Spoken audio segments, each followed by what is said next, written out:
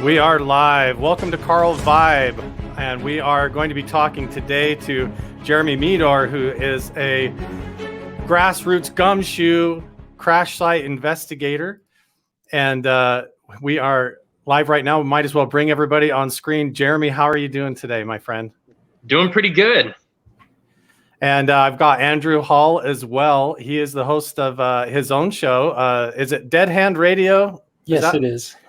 Welcome, Andrew. Thank now, you. I am super stoked for this show today because we're going to be talking about a whole host of different topics, from UFO crash site investigations that Jeremy has done over the last decade, including an encounter that he had as a young man up in the mountains, and a whole host of different paranormal things, also including Bigfoot type encounters and evidence in the desert regions that they have coined the phrase and calling them the Sand Yeti. And we're going to get into all of that, the connections with the paranormal, and how it may all fit together in some strange paranormal way, and how that's all being backed up with evidence and some really good research that Jeremy's been doing. So Jeremy, why don't you introduce yourself and a little bit what you and your team are doing now and what you've kind of done on your own. We can go as long as you want and dig into all of this and cover all the topics. So it's going to be a great show. And if you guys leave comments over on the side, we'll feature you guys on screen as well and take your comments and questions as we go along. So Jeremy, why don't you tell everybody a little bit about your research and what you guys are up to? Yeah. So like Carl was saying, my name's Jeremy Meador. I am from Las Vegas, Nevada. I am 31 years old. I belong to a group based out of Vegas called the Bigfoot Pad Paranormal. I started off researching ghostly activities and taking UFO reports in the early 2000s out here by Vegas. But nowadays we do ghost hunting. We'll look for like legends, mysteries. We'll even go treasure hunting. Outside of the group, I do lots of UFO reports, like I said earlier. I'm most famously known for doing something called the Ely Nevada UFO crashes, ranging from the 1950s to the 1970s. The other really popular thing that we're doing right now as part of my group is there's something called the Sand Yeti, the Nevada Sand Yeti. In short, we're going to get into it more in detail here in a minute, but it's basically a Bigfoot or Bigfoot-like creatures that are reported in the desert regions of Arizona and Nevada. In Arizona and Nevada, you say? Mm-hmm. See, that's something that people don't really expect when you start talking about Bigfoot Sasquatch encounters. But honestly, like locations like Skinwalker Ranch, and when you really dig into the evidence and everything surrounding the ancient history of this area, from Nevada to southern Utah, Arizona, all the way up to the Uinta Basin, into the Wasatch Mountains and around, there is a ton of different stuff like that people just kind of put into their own little box, it seems. And they say, oh, well, it's this or it's that. And they call it a bunch of different names. But I wonder if there's some kind of a strange connection to that. And I would love to dig into that, the desert Sand Yeti, because people always think that these are giant wood apes that go up in the woods. They have to be in the trees. They have to have large food sources and different things like that. They can't fathom that there could be any evidence for large hominid type creatures or paranormal type entities possibly living out in the desert or the desert mountains. And I think the cave environments, like the underground cave type environments of the desert region around here, actually could be hosts a whole lot of different stuff that we don't fathom, and also underground military installations, UFO crash sites, and I mean it covers the whole spectrum. Once you live in this area, it kind of blows your mind when you take the lid off of it. So, Andrew and Jeremy, you guys have done an entire show over on Andrew's channel before, and you just got done speaking over at MUFON and presenting there. So I would like to jump back first of all, Jeremy, and talk to you a little bit about how you got started in all of this research and what spurred that as a young boy. Yes, well, what got me started in ufology in general was kind of a weird story here. I was actually a Boy Scout or a Cub Scout in this instance back in 1998. I was on a trip called the Mom and Me weekend, is what they called it.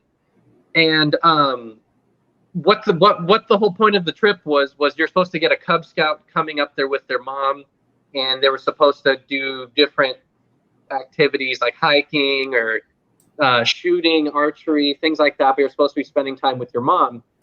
Well, at the time I was like 8 or 9 years old. We were up at Mount Potosi, which is over by Blue Diamond, Nevada. It's about at that point in time southwest of Las Vegas. Yes. It's outside of Vegas. So it's actually not. So Area 51, just for people that aren't familiar with the state, Area 51 and that whole, well, pretty much covers underground almost the entire state. It feels like when you're driving around, there's weird conduits and pipes and strange anomalies that make you wonder if they've got tunnels and installations underground in that entire state of Nevada and even under part of Utah. But you're saying this is southwest of Las Vegas. Most stuff happens to the north of Las Vegas, where Area 51 is, all the way up to Rachel and around that region. But this is to the southwest in the mountain region. So that's good to know. Yeah. Well, there's a whole other story about underground tunnels in the area. I'll get into that in a minute. Okay. But so I was on this Cub Scout trip, and as part of the trip, we were supposed to take a night hike, and you're supposed to go down this big long trail, and about a mile or two down the road, there's almost like an outside planetarium, like a sitting area. And we were going to go look up at the stars and go look at planets and things like that. So I know for a fact, there was 20 or 25 parents and 20 or 25 kids, because I remember my mom was one of the people that was hosting this event.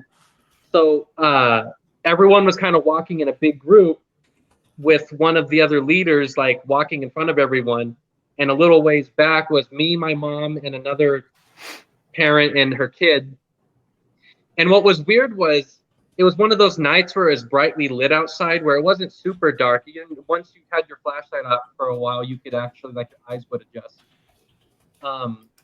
So we were going down this trail, and all of a sudden my mom was the first one that pointed this out. There was an object. It looked like an egg was the only way I could explain it, but it had a point coming out to the side. And I remembered the first thing my mom pointed out was there was this point on this object, and we thought it was the end of a boat, is what I compared it to, and it was sticking out of the trees. So we stopped, and we were looking at this object. It looked like a silver-looking egg on 3 to 4 stilts with the point coming off to the side. There was no windows. There was no openings at all on this thing, but it was just sitting there. And I remembered my mom stopping and talking to this other parent, and they were wondering what it was, because for those of you who aren't familiar with the area, this specific mountain is what at that point in time was a Boy Scout and Cub Scout camp. There was no reason at all for anyone to be going up there that wasn't a Boy Scout, because this was a private area. Nowadays, they're building houses up there. But at that point in time, if you weren't a Boy Scout or a Cub Scout, you weren't allowed to go up there because they had like the gates and things. So I know for a fact that we were the only ones on this mountain. So I have no idea what this object was. So we sat there talking about it for a minute. We eventually went up the trail to join the other main group. And we were looking up at the sky, and we kind of did our thing looking up at the planets and all that. When we came back down the mountain, the object was gone. And we don't know what it was, but it was probably like 10 or 11. I'd say between 9 and 11 at night, I would say roughly. I don't remember the exact time, but I know it was between like about 9 and 11 at night. The next morning, we had to actually walk past that same part on the trail to go or do archery and BB gun shooting the next day. And I remembered my mom, me, and the same parent and her kids stopped there and started talking about what we had seen the night before in that same area. And this is in the daytime, of course. And I remembered we couldn't see any kind of impressions or anything where the object was sitting, and you couldn't see any kind of evidence this thing was there. But I still to this day don't know what it was. The only thing I could wrap my mind around is that it was possibly some kind of a UFO or a UFO I don't know, some kind of alien-like object that was sitting there for some reason. I don't know what its purpose was, or it wasn't gigantic. I'd like to mention it was about the size of a car, so it wasn't gigantic. Whatever it was. Like a Volkswagen Beetle, but egg shaped or something. Yeah, it was.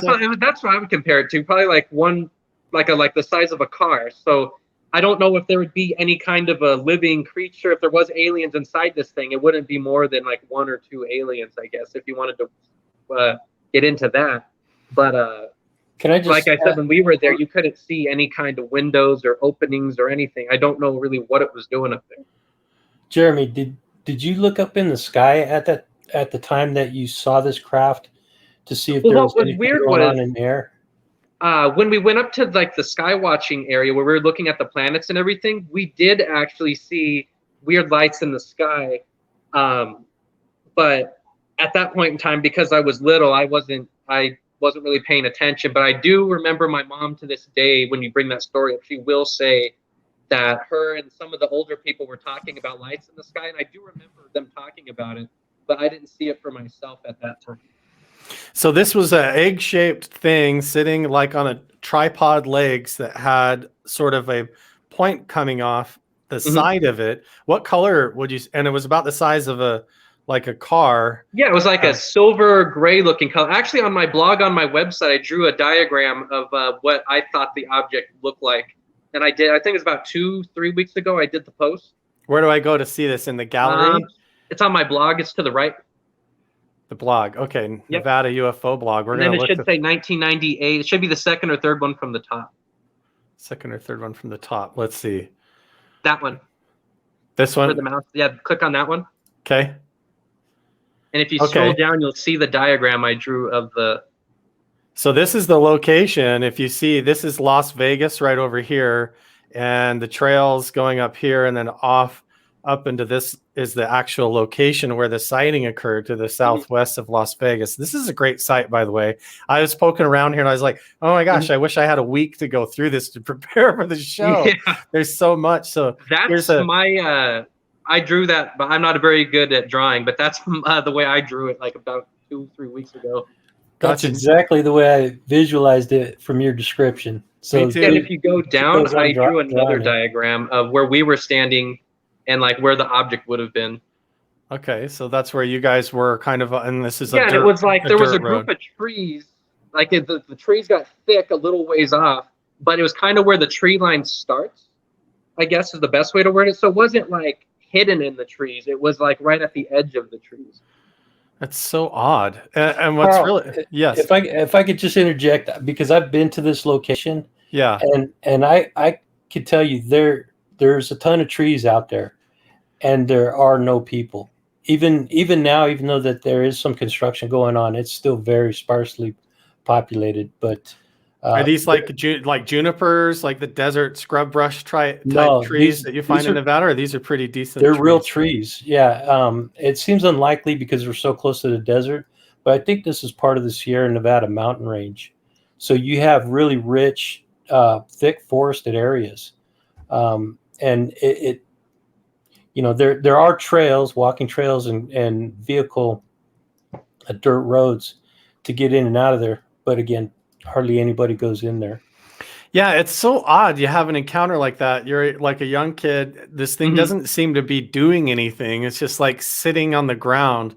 And then it's always so strange that the craft itself seems small enough that you wouldn't expect it to be suited for like extra stellar travel. Like if you're going to get into something the size of like a minivan, you wouldn't want to fly across deep space, so there would have had to have been a bigger craft somewhere else. I think that it would I don't think something that size would have went through like deep space or anything. There would have had to have been something bigger, whether it be up in the sky or on the ground somewhere. But yeah, it didn't really do anything. It was just sitting there, but I can't think of any object that would be shaped like that. At least whether it be a boat or a car and the weird thing is, why would it be sitting on like 3 to 4 stilts is another thing I can't figure out. Like even if like it was like man-made, I can't think of what would be the purpose. Yeah, it feels like, I mean, even if it was a drone to do that, that sounds like something out of an old 1950s sci-fi movie Yeah, or and some where they would fly it across the screen on a wire or something like yeah, and that was in 1998 too. 1998. Yeah. So that's really odd. So you didn't see any thing outside the craft, or was it emitting any light? It was just like a pewter color or Yeah, something. there was no lights on or anything. It looked like it wasn't like whoever, if it was being controlled by something, it looks like they weren't really even trying to hide it. It was just kind of sitting off the side of the trail. And it was, like I said, if you wanted to, you could have walked up to it easily. As an adult nowadays, I would have walked up to it. But at that point in time, I guess being a kid, I didn't think about it. But if I saw that same thing like right now, I'd go off the trail and go walk towards it.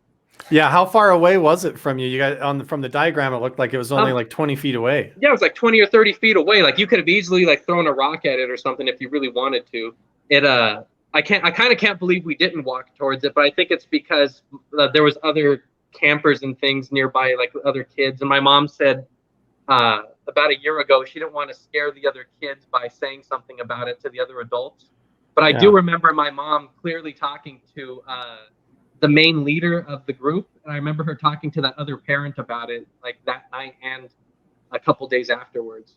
Interesting. So this has occurred when you were just a young kid up there in the mountains, but that obviously stuck with you because you haven't stopped since then. And as soon as you were old enough, you started researching the paranormal, the Sand Yeti type encounters, and the more UFO crash locations and sites and things like that. I wanted to talk about that. Was there anything that sort of impressed on you or that got you into the paranormal that relates to that, or is that like a separate interest? Well, there's another weird story related to that. Okay. In the old days, I actually used to have a forum in the early 2000s. That tells you how old this was. I originally posted that story on a forum, and I got a message on a forum from a guy. He says that he was working for a company outside of Las Vegas in the sorry, I don't have my computer in front of me, so I can't look up the exact dates. It was like the late 70s, early 80s. I think it was 1982. He was working for a company that was supposed to be drilling underground tunnels leading from Mountain Springs, Nevada, up to Area 51. He said it was supposed to be a high-speed underground train, and the purpose of the tunnels were they were supposed to be close enough to Vegas to where people that lived here could take the train as workers to Area 51, but it was far enough outside of Vegas to where regular people wouldn't be like going out there to go snoop around. For those of your listeners who aren't aware of the general area, Mountain Springs is very close to Mount Potosi. It's a tiny little town. And the only major city is Pahrump on the other side of the mountains. Right. But this guy said that he was part of some crew that was supposed to be drilling these tunnels or making these tunnels, however you want to word it. And I didn't believe his story at first.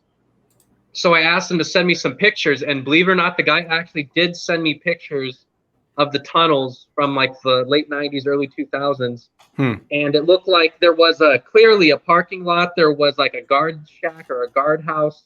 And it looked like it wasn't down in the desert valley. It looked like it was kind of up high a little bit, I guess the best way to word it. It's kind of higher up. But it wasn't like up in the cliffs or anything, but it looked like it was like purposely they built it higher up so you could see if people are coming from a distance, I think. So I haven't gone out there and looked for the entrance to the tunnels or anything myself. I don't even know if they're still used, but I have the general area where it's at. I was telling Andrew about it a while back.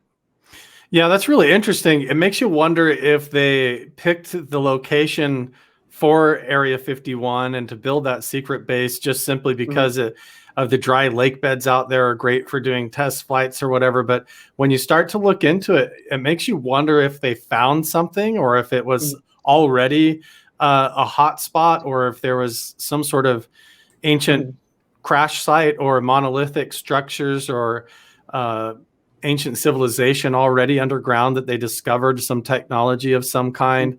And then they built the base right over top of all of that and the tunnel systems and things. But there's a lot of different theories about that. What's your take on all that?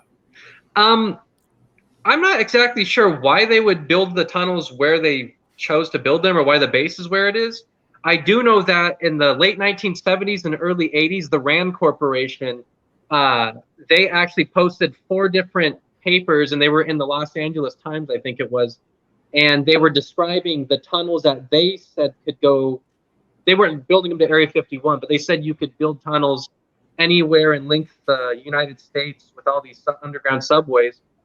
And this was a couple years before this guy said they started building these tunnels to Area 51. And I do know the last 2 papers that the guy wrote, his name was Robert Salter, I believe was the guy's name. So when Salter wrote these papers, he did say the government wanted to actually act on the underground subway system. And so I do believe the government was showing interest in it. And would they have actually built it? I'm not 100% sure. But according to the guy that sent me these pictures and told me this story, I don't believe he was working for the Rand Corporation, but he did say that there was a second crew that was over in Texas somewhere building a tunnel towards them. So I guess that they were supposed to link up. So there could be tunnel systems that go all the way to California, all the way over to Texas. Yeah, because I do know for sure. He says that he quit working on the project before it was finished, so he doesn't know what happened after he quit. But I believe he quit in 1982 or 1983. And his coworkers, I guess he stayed in touch with a couple of them. They were saying they actually finished the tunnel, according to what he was saying, but he didn't see it finished himself, though. That doesn't surprise me. Honestly, I'm down in southern Utah right now, about an hour and a half away from Area 51 to the east. And there's honestly times at night, and this sounds bizarre, but I've been woke up because I thought there was like an earthquake. And I've realized it's almost like a scheduled, regular underground vibration. And I rolled over and have told my wife before and been like, I swear there's like a train tunnel that goes under town here, or deep underground under the house, because it feels like a freight train going underneath the ground deep in the earth. And you get this vibrational sensation on the bed. And it'll wake me up when I'm sleeping at night and stuff. And when you drive around and try to poke and prod and investigate in around the Area 51 area, there's so much evidence of that. When you look around, like vent pipes and giant water tanks and different types of solar panel installations and different things just out in the middle of nowhere, just poking up all over the ground. And it almost looks like the earth has been disturbed in a strange way. But the way that the dirt and the soil and the whole region of the geology of Nevada would be prime for hiding all of that stuff and keeping it hidden. You know, you don't have all these giant root systems from big trees or anything. It's just a lot of granite and quartz and sandstone that would be really easy for them to bore through and everything and build these tunnel systems. So that's really fascinating. So how did you get involved in like the going out and investigating and researching and interviewing people? And maybe tell us kind of your first jumping headfirst into the UFO investigations around Area 51 and maybe possible UAP crash sites. Yeah, well, the UFO investigating, as far as the UFO crashes go, I used to do a podcast about 10, 15 years ago. I used to do a podcast. And one day we were doing a podcast on just UFO crashes in Nevada in general. And we had different people that were calling in and saying their version of what they think happened with different events. And I got asked about a specific UFO crash that happened in 1952 over in Ely, Nevada. At that point in time, I didn't know anything about it. And I kind of told him I'd get back to him about it. Well, if you go look up Ely UFO crash online, the only thing that was on the internet until I got started looking into this was they had a specific date. It was August of 1952, and it says Ely, Nevada, and 16 alien bodies. That's basically the only thing I had to work off of. 16 alien bodies? That's what they said. I could get into that a little bit later. I could tell you about how many and all that. But originally they said there were 16 alien bodies. Well, there was basically nothing on the internet about this. I contacted George Knapp, I believe was the first more famous UFO name I contacted. he said that no one in Ely will talk to you. He said people know the story, but they won't talk to you because if you're not from there, they kind of aren't willing to talk to you for whatever reason. I got lucky because my grandmother was actually a school teacher in the area over in the next town over, Eureka, Nevada. And she actually knew people that lived in Ely. So my grandma introduced me to a few people in the community, and basically friends of friends started talking to me. And I started gaining their trust because they knew my grandmother. And then after I started getting to know one person, they kind of told their friend, like, hey, Jeremy's not a bad guy. He's not a crazy or anything. And one thing led to another. And eventually I made it to the Art Bell show, his Midnight in the Desert. I ended up going on the Ely Times newspaper quite a few times. And they ended up putting my information in the newspaper. And I started getting people calling me and coming forward, telling me about not just UFO crashes, but stories about lights chasing cars up in the mountains. I got stories of abductions and all kinds of things. And now to this day, I'm still featured in the Ely Times every once in a while. I'm on the White Pine County Tourism for UFOs about, I think it was Thanksgiving or Christmas time was the last time I was featured in that. So I've done a lot of research into it. Like I said, we found the crash site. There's actually 2 UFO crashes up there, and we'll get into details on that. Don't let him get away. Don't let him get away without telling you the story about him and his crew chasing a light. Oh yeah, that's one of the best ones. That's a good one. Yeah.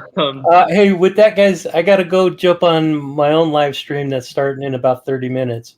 But it was cool hanging out with you guys. Thanks for letting me jump in, Carl. Yeah, and if you guys want to hear a whole nother interview, make sure and go check out Andrew's channel over on Dead Hand Radio on his channel.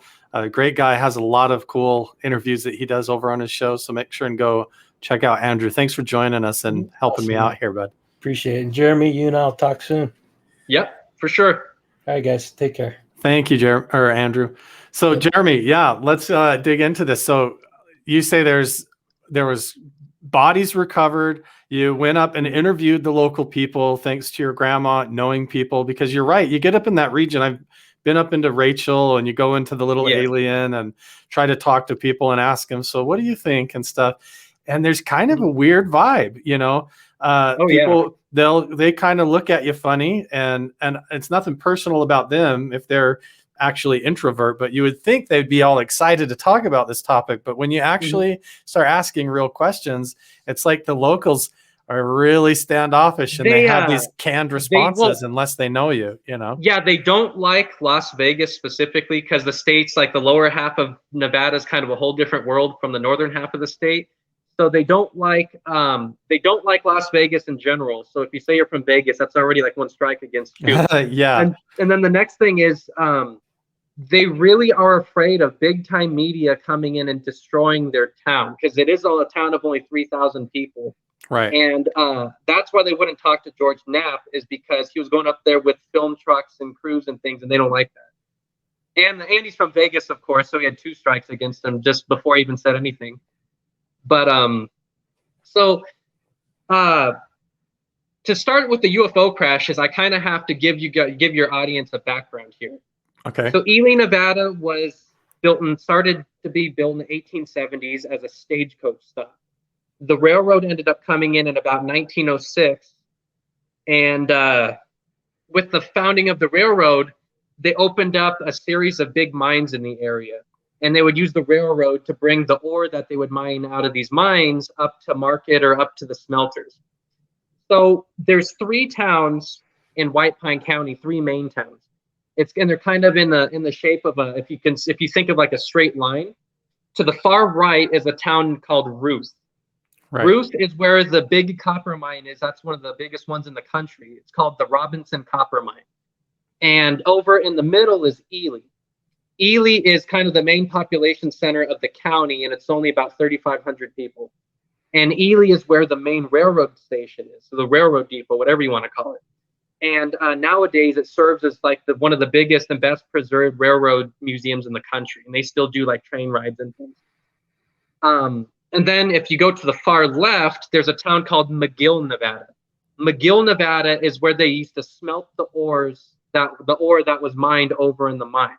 So the purpose of the towns, 2 out of the 3 towns were company towns. Ruth was built by Kennecott, or the Nevada Consolidated Copper Company, sorry. And then they also built McGill, Nevada. So strategically, one is located 12 miles south and one is located 12 miles north of Ely. So they all served a purpose. So the story goes that over in 1952 is what the internet says. I think January 17th, 1953 specifically, and I'll get into that in just a second, is when I considered when this event happened. Over in this mine, it's called the Robinson Copper Mine, like I said. They were mining copper over on the night shift, and they saw a strange object glowing a purple and a blue color, and it was starting to lose altitude. It was coming from the east. So this object was kind of gliding over the mountains, and it was losing altitude. It was silent, and it wasn't on fire or anything, but they could tell like whatever this object was losing altitude. Well, it ends up coming down really low over this copper mine. And that's when this security guard, I'll call him Pete. Pete was a security deputy for the Nevada, it was called Kennecott at that time. Sorry, I had to think there for a minute. The Kennecott Corporation owned the mine. So he was the Kennecott security deputy, and he saw this object coming down overhead. Well, this object ended up disappearing over an area that they call the Keystone Dump. And he saw it disappear, and he was basically one of the only people that had the authority to drive around and leave their workstation and go see what was going on. So Pete drives his truck over to the other side of the Keystone Dump. And for your listeners that don't know, a dump is basically where they bring all the dirt that they dig up out of the ground that doesn't have any kind of ores or minerals, and it's basically like it's their trash dirt. They dump it in a big piles off to the side. So the object disappeared. He drives his truck over, and he sees there's this long cylindrical object sitting on a snowbank. It didn't explode. It didn't burst into a million pieces or anything, but this object was just sitting there on a snowbank, and it was glowing the purple and the blue color. So Pete gets back in his truck, and he drives back to where he came from, the main security office, and he picks up a guy named Vern. Vern gets in the truck with Pete, and they drive back to where this object was. And Vern, of course, gets out of the truck, and him and Pete are having a discussion about what's this object, or what could it be. They, of course, Vern doesn't know what to do either, so they take a third trip back to the office again. This time, they load the whole bed of the truck up with miners. There's about 12 of them total. Like a flatbed? Yeah. Or okay. It's more just like a pickup truck. Oh, okay. But it's like a 1950s pickup truck. So yeah, you just picture like a 1950s pickup truck. All right. And they load this truck up, and they drive on a third trip back over to the UFO. So they describe the object this time. I talked to about 9 of the 12 guys that were there. Almost all of them are deceased nowadays. So they get out of the truck. They're looking, and they said the object looked. This is one of the strangest things of the whole case. They said it looked like it was wet, like someone sprayed it down with a garden hose, is what one guy was saying. But it wasn't dripping like a water. It was dripping a molten, almost looked like syrupy ooze was coming off of this object and dripping on the ground. Like it was secreting some sort of a yeah, like it was some kind or... of a. I can't really wrap my head around it. It was something. It wasn't melting snow. It was like it was dripping something. Word. And so in the middle of all this going on, they're looking at this thing. It's glowing and it's dripping this ooze. One of the higher ups that stayed back at the office, the security office, he ends up calling the Ely Police Department. And the Ely Police Department calls the National Guard out. The National Guard is stationed over in Ely. My notes here are the same. They're formed in 1949. They were an artillery unit, so they weren't trained for this kind of thing. They originally thought it was a small plane that had crashed, was what the actual call said. So The Battery Battalion A is what they're called, the Automatic Weapons Battalion. They're an anti-aircraft group. They're not trained to do any kind of roadblocks. They're not trained to deal with UFOs or anything like that. So there was about 68 or 69 individuals they ended up gathering up, and they're stationed over in Ely. Like I said, it's about 12 miles away. So these guys pull up into the mine. They block off the main entrance to the mine, which is over by the entrance to the town of Ruth, like I was saying. And while they're sealing off the mine, they end up kicking all these guys out that were the miners. They end up throwing all them out. And meanwhile, the actual military, the Army, I guess you would call them, the Army or the Air Force, they were called from Hill Air Force Base in Ogden, Utah to the north. And that's about a 4-hour ride. So a convoy is heading down from the north. Meanwhile, this National Guard unit is trying to quarantine the area, and they're kicking out all the miners, and they form this roadblock over by Ruth. Most of the stories I have as far as the military goes come from this Battery Battalion A, the Automatic Weapons Battalion. Because, again, they were just normal guys like you or me, and they were just listed in the National Guard, almost like reserves, I guess you could call them. So really quick, just so people are clear, you have a Nevada. Let's see me get my hands straight here. You have Nevada down to the southwest, and you have Area 51, and that whole area of the state all the way up to the northeast goes basically all the way to, is it Dugway, or they call it Area 52 up by the Utah Salt Flats, and then right over the mountains there in the Uintah Basin is where Skinwalker Ranch. That whole area until basically you get to I-15 is just open desert, airfield, military testing for miles and hundreds of miles. I mean, you could drive for 6-7 hours and not see anything other than these tiny little small desert remote towns with small populations all the way out there that are basically just cattle ranchers and people that own land or do prospecting and mining and things like that. But otherwise, the entire state is just like airfield testing and military testing all the way across Nevada, all the way up into the northwest side of Utah. So they actually sent a crew down from Hill Air Force Base from Utah to get there almost quicker than from Area 51. Well, Area 51 in that point in time, since it was the early 50s, it was mostly dirt runways with a few buildings and a few hangars out there. So it wasn't as sophisticated as it is nowadays. Right. So before I get to the point of when the military arrived, there's a couple stories I'd like to say. So the object wasn't only seen by the miners. There was a famous story. It was featured in Weird Nevada. There was a dinner party that was going on over in Ely. And like I said, this is about 12 miles away. And they said that while they're having this dinner party, all the guests were outside. It was about 10 at night, they were saying. And that's when they saw this object glowing coming down over the mountains, going towards the mine. One of the other stories I have, and this is really helpful in finding the crash site, there was a group of Boy Scouts that were camped over on Ward Mountain. Ward Mountain is one of the taller peaks in the area, and it's at a higher elevation than the mine itself. So this group of Boy Scouts saw the object crash, and then between them, the dinner party, and where the security guard pointed out the Keystone dump, I was able to find the crash site. So really quick, so there's this quarantine zone set up by the National Guard. The people are coming down from Hill Air Force Base.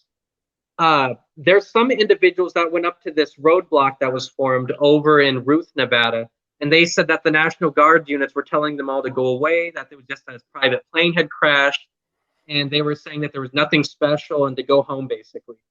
Well, the people in Ruth, even if you went home, your homes are at the roadblock, literally. Yeah. So you can't get away from this. So the people are sitting there in their homes watching this from their kitchens. They're sitting there basically watching all of this stuff unfold. So I told you they blocked off the front entrance to the mine. Well, around 2 in the morning, the actual convoy from Hill Air Force Base arrives, but they go through the back side of the mine. not where the roadblock is, but the backside. There's no one at the backside of the mine. So they pull in, they load the object up on these flatbed trucks, and I believe that there was about 20 vehicles, I was told. They had half tracks, they had just flatbed trucks, and they quarantined this whole area, and they took off like lightning out the backside of the mine. They said that even the National Guardsmen barely had a chance to talk to them to figure out what was going on. They left so quick. Well, the path that they took was kind of like a horseshoe shape, if you could picture like a horseshoe or like a U. They basically went west, and then they went down, and then they went east again. They brought this thing to Area 51. I talked to a woman who says that her dad was one of the guys that was driving the trucks. And he says that they went to a airfield with dirt runways. And for those of your listeners that aren't familiar with the area, Area 51 had dirt runways in the early 50s. The other closest military base would have been Creech Air Force Base, far down to the south in Indian Springs. But they, of course, had real runways and everything at that point in time. So wouldn't have been there. And they didn't go north to Hill Air Force Base because Hill Air Force Base, of course, was an actual military base at this point in time, and they had real runways. And in Indian Springs, really quick, is one of the locations where you get former military people who have come out and said that when they were doing weather balloon operations, they were working for the Air Force, that they actually had encounters out in the desert in the night with tall white, like extraterrestrial type entities that basically haunted them almost paranormally, where people were terrified to go out and do their job and would fake in the logbooks that they went out and did their job and turn in weather reports when they actually didn't, because they were too scared to go out alone or with their crew out into these locations out north of Indian Springs in the desert there. And it makes sense that they would have to drive around in a strange way like that, because those mountain ranges are pretty impassable. And they were dodging all the main cities up in the area. Okay. Yeah. So go ahead. Yeah. So when they did this horseshoe maneuver, the only major city, I wouldn't call it major, but the only big community they had to drive by was the Duckwater Indian Reservation. And this is over close to Ely. So some of the more famous stories I have, the ones that are popular that make it on the internet, they come from the individuals that were living on this Indian reservation. It's kind of like a collection of farms, I guess, would be the best way of wording it. And some of these farms are built fairly close to the main highway. One of the stories said that, I guess, word was getting out that something was going on at the mine, and people that lived over in Ruth or over in Ely were now calling people that live in these other small communities saying something was going on, and people started to come outside, and some people were trying to drive up to the area of the mine to see if they could see anything. So the convoy, when it gets to the point of this Indian reservation, people are already outside and they're already thinking they're going to see something going on. There was a man who said that he saw the truck drive by, the main truck, with the object was on a tarp, he said. And he said you could see the tarp was flapping up in the wind, and he said they were going close to 100 miles an hour. And he was saying that when the wind was blowing, you could see at times bits and pieces of whatever was under the tarp. You would see like the bottom of some kind of object under this tarp. The story that most people will know, there was a woman that had 3 kids, and she was living on a different farm in this area. Well, the kids were in the middle of the road watching this convoy come down from the mountains, because Ely is up in the mountains, for those of your listeners that don't know. And Duckwater is kind of down where it starts flattening out. So this convoy is going down this mountain, and this woman's kids are out in the road. Well, she said that the lead truck started honking the horns, and telling the kids to get out of the way, because they weren't stopping. They weren't slowing down for nothing. And like I was saying, they were going close to 100 miles an hour. And the woman said she had to run in the road and get her kids out of the way. And she says that they were maybe a few steps off the side of the road, and this convoy, not slowing down or anything, just flew by them. And she says that it was unusual to see that kind of military activity in that area, because they do have the guard unit, like I was saying, that Battery Battalion A, Automatic Weapons Battalion. But the guard unit, they have no reason to be out in the middle of the night, and they wouldn't be going 100 miles an hour down this road in the middle of the night.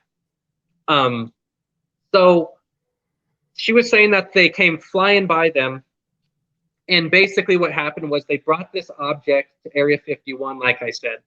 And I talked to different people that flew the airplanes, and they brought this object from Area 51 up to Hill Air Force Base. And from Hill Air Force Base, the object was flown to Wright-Patterson Air Force Base, and I don't know what happened to it once it got there. So a few things I'd like to bring up about this specific incident. I did find the original investigator. I found the origin of the story. It was originally investigated by a guy named Willard McIntyre, and he was part of UFO groups in the 1960s and 70s. And he actually told me that he was there in 1974, I believe it was, and he ended up talking to people mostly from the Indian reservation, where most of his stories came from.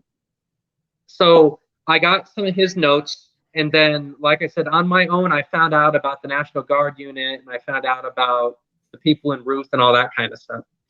But so you were able to piece together, doing just some gumshoe investigating, like not only the Indian reservation witnesses, but the lady with the children, and then one of the truck drivers, and basically these reports of people that were right there that saw the thing on the ground, and from their home, the entire barricade. And you've been able to kind of triangulate this story around to piece together exactly where they took the object and who came and got it and who was involved in kind of the frantic race to cover this whole thing up.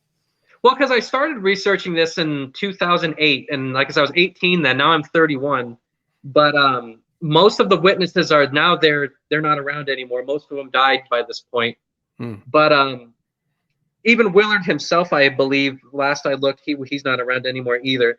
So there were some stories about men in black, or what I would call military police, in the area shortly after this happened. I know that they were present in Ruth, and I know that they were present on the Indian reservation about 2 weeks after this happened. They were saying that they were telling people they didn't see what they saw, and that if they spoke about it, that they would go to jail, or their families would be killed, and things like that. Most of the people that got tracked down by these men in black, or these military police officers, revert to physical evidence. When I say physical evidence, I'd like to point out, I told you this object was dripping a molten ooze on the ground. Well, when they picked this object up and they drove off with it, it left almost perfect on the ground. The shape of the craft, I guess it left this molten material on the ground. And some of these miners picked up this material and brought it home with them, and some of these people actually handled this material. Well, these guys the military police were going to these guys' houses trying to get this material back, and they did get most of it back. I've actually seen some of the material. I've handled some of it. I've seen it before. It's like a dark reddish brown looking color. It's very heavy for its size. I know a couple of the people actually got it tested, and the people that got it tested were saying that it's basically high in iron content. From one of the guys that got it tested, he said it was very high in iron content, and that it's magnetic. And whatever it was, basically, to make a long story short, it's almost as if this object was dripping metal slag of some kind, like an iron slag is only the best way I could word it. Yeah, you actually hear that a lot in UAP UFO phenomenon sightings, that it seems to be like dumping something in the water or giving off some sort of like a slag, molten metal that melts the sand or the dirt around. And a lot of it that they assume is like a crash site is more like it's stopping to dump its waste or something to take off again, or there's like some sort of a residual after effect of these things manifesting into our dimension of reality and then trying to leave again, or when they have a failure, they give off this waste. But it seems like so you've actually seen and handled some of this slag, and kind of its effects, and it's definitely anomalous looking stuff. Yeah, so I know at least one of the guys got this material tested.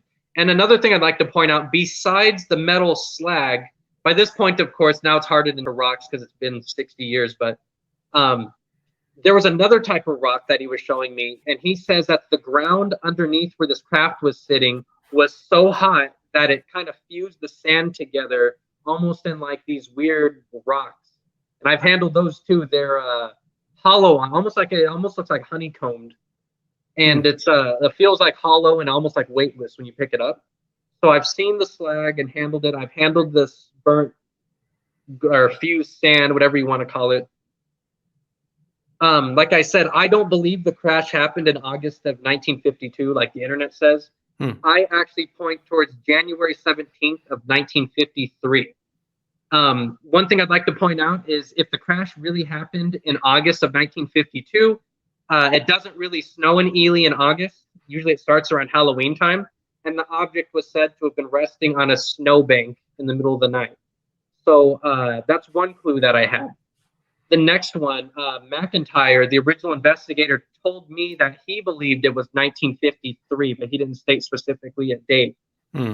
I have looked at all the newspapers in the area.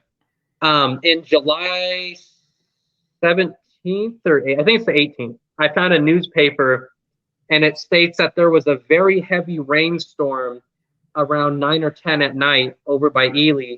And then it turned into a blizzard, like whiteout condition, like a heavy snowstorm shortly after in the same night. And that's the night that I believe the UFO crash happened. Because it said that all the power was knocked out in Ely temporarily, and it says that to stay in your houses, and it had all these weird warnings. So I believe it was January 17th of 1953. You get that in the story of the Roswell crash, and supposedly there was 2 locations of that crash as well. A lot of people don't realize that, but that it was a big thunderstorm, and you'll get these crazy monsoon storms throughout this region across Arizona, all the way through Utah and Nevada in the deserts here, where it'll be completely fine and calm, and then out of nowhere you'll get insanely high wind speeds and rain and giant thunder clouds and lightning storms. And that was supposedly what happened even at Roswell, these crazy lightning strikes in the sky arcing across that may have interfered with the flight capabilities of these craft. Ely's famous for having really bad weather kind of year round. It snows basically every month of the year, but it mainly snows, of course, from like October to March or October to April. Ely is very high up in the mountains. You don't realize it until you kind of like look on Wikipedia or something. It's about 6,500 feet up. The other thing I'd like to say, it's really isolated. Like I said before, it's about a 3 or 4 hour drive to the nearest big city. There's just a handful of small communities up in the area, and Ely is one of the biggest ones, and it's only 3,500 people. So this area is one of the most remote areas in the lower 48. So this object crashed, I believe, in 1953. There's something I'd like to point out. It'll make sense in just a moment, but it's going to sound like it kind of is off topic here for a minute. So the U-2 spy plane came out, and one of them was shot down in Eastern Europe. So the United States military was trying to come up with a successor to the U-2, something that could fly higher, something that could fly faster. And they came up with what was called the X-15 rocket plane. Right. The X-15 rocket plane, for those of your listeners that aren't aware, it's basically a test airplane that would be brought up into the air by an Air Force bomber, and it would be dropped mid-flight, and it would basically kick on these afterburners, or whatever you want to call it, kick on the main rocket, and it could fly in the lower atmosphere at supersonic speeds. To this day, it still holds the record for the fastest that we've ever gone in an airplane. And this airplane could fly in a lower atmosphere, and then when it was done or when it ran out of fuel, it would glide down to the ground like a military glider would, and it could land on a runway. So the military was building these X-15s and doing tests on these. And so in order to do this, they had to make a flight corridor. So they formed a flight corridor going diagonally the airplane would take off from Edwards Air Force Base over by Palmdale, and then it would fly diagonally up to Beatty, Nevada, which is north of Vegas, and then from there it would go up to Ely, and then from Ely it would fly over by Salt Lake City. And in order to track the plane, they had to build these radar tracking stations, and there was 4 of them. There was one in Edwards Air Force Base, which was the main one. They had one in Beatty, Nevada. They had one on top of Kimberly Mountain, which is over outside of Ely. And then they had one, of course, over by Hill Air Force Base. So they would track the testing of this rocket plane. Well, construction began in the mid-1950s, and they became operational in 1959. And the one over in Ely was built on top of Kimberly Mountain. Kimberly Mountain overlooks what they call Copper Flats, which is that mining area I told you where the 1953 object had crashed. And it also overlooks most of the county. It's one of the tallest mountains. So they were tracking this X-15 rocket plane as it would make its way from California going up towards Hill Air Force Base. Well, the tracking station was operated by the Air Force and NASA until 1979, and then the Air Force took it over by themselves, and it ran it until 1992.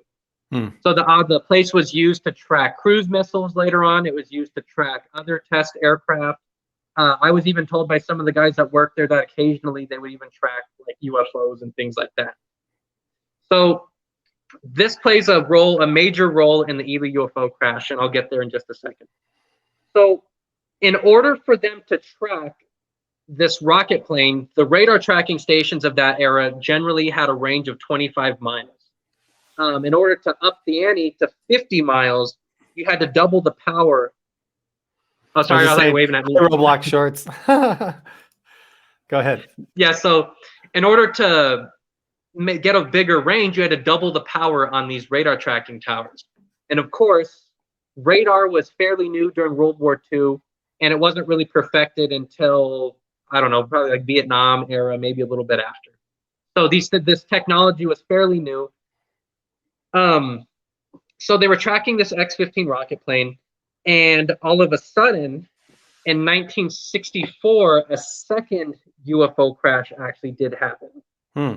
I was featured in now they have all these tracking systems in place to track the X-15 plane. Yes. And so now they have learned from the previous crash how to handle this a little bit better, and so there's a lot more that occurs. Yeah, so these original radar tracking towers, they would give a lot of the operators would get cancer. A lot of the communities that were close by would get weird sicknesses and cancers because, like I said, in order to make these things work properly, you had a very high amount of power going through these things and hardly any shielding because this was new technology.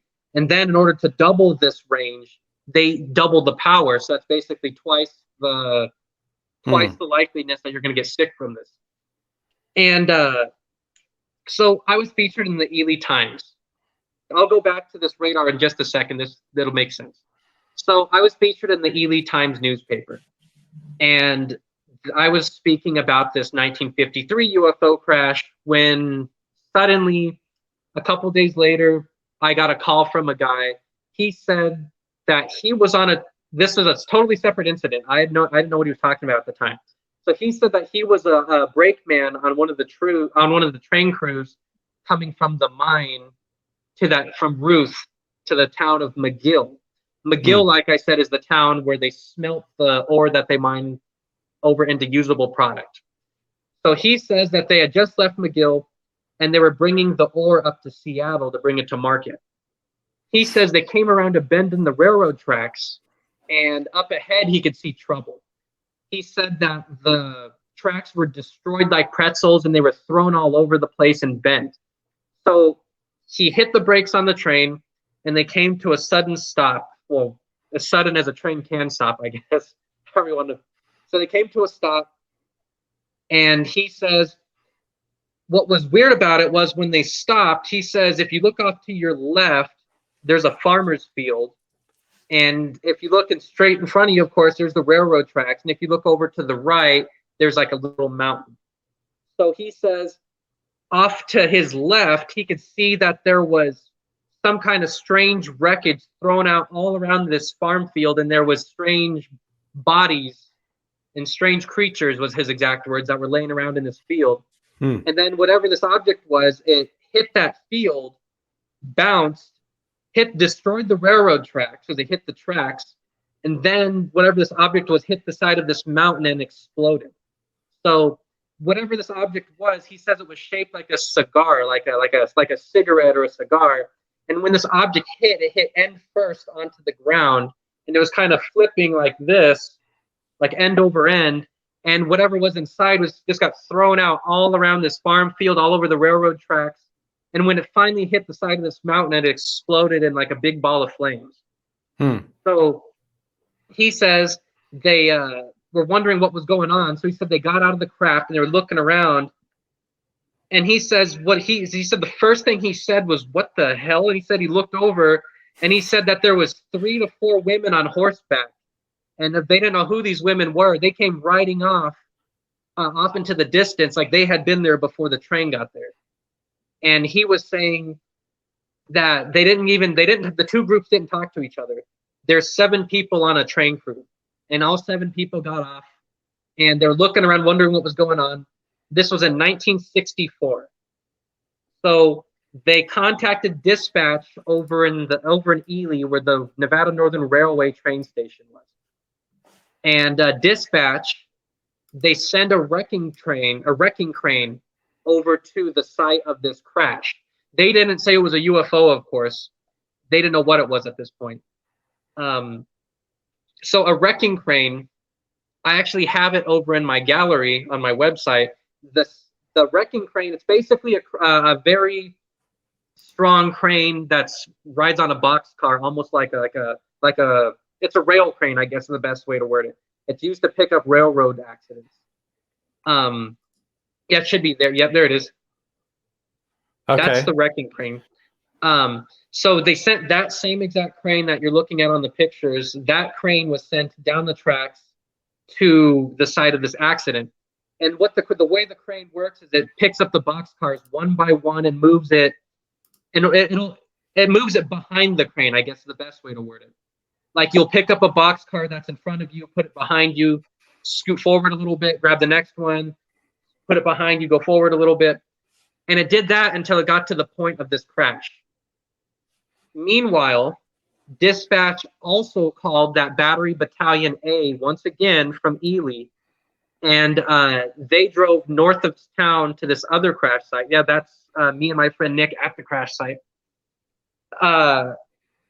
So this Battery Battalion A once again had to hold the crash site for 3 to 4 hours while a convoy came from Hill Air Force Base to this area of the crash. What you're looking at right there is the farmer's field nowadays where that object hit. So it bounced off the ground here, went end over end. Cracked. It went where the cameraman was standing is basically where the object hit, like when it bounced. Oh, okay. So it hit where the cameraman is standing. Yeah, I was actually sitting inside a side-by. That's the tracks nowadays, overgrown. They haven't been used since the early 80s. Right, okay. So I was actually in a side-by-side, like a ATV when I took the other picture. So